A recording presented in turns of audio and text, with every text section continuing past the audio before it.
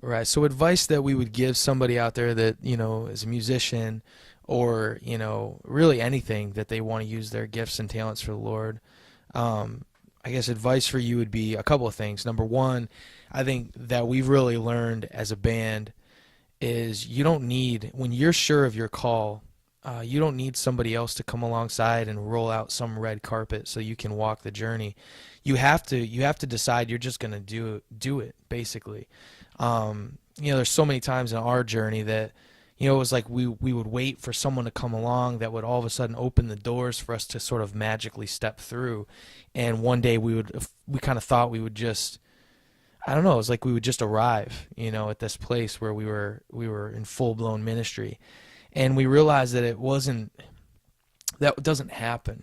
God calls us on a journey of ministry that starts right now. So if you're sitting there watching this interview, your journey starts right now.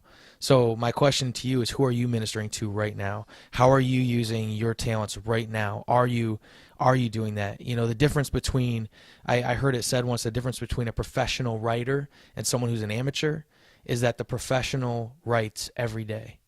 The amateur, it's not necessarily good every day, but they write every day. And an amateur doesn't. And it's the same way with any gift or any talent. Is if you're a musician and you want to use your talent for the Lord, the question is, what are you doing right now today? Are you writing music today? Are you using your music today? Are you ministering to people today? Because if the day comes where the carpet gets rolled out and the door magically opens for you, if you're not doing it today, then you really won't be doing it then either. And so just get out there and do it. I think that's the number one thing for me as I look at that as a piece of advice for you is just do it.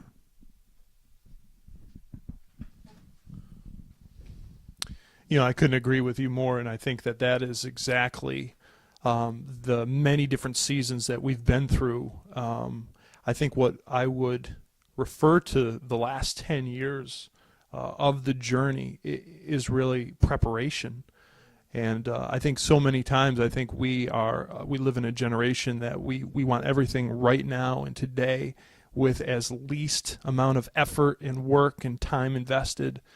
And I just don't think that's how it works, because I think you miss out on a very precious process, and that process is called refining.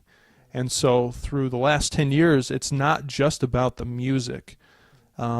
It's so much deeper, because the music for us has not only just been a platform for the gospel, but the music has been an intimate kind of representation of our own personal journey with the Lord.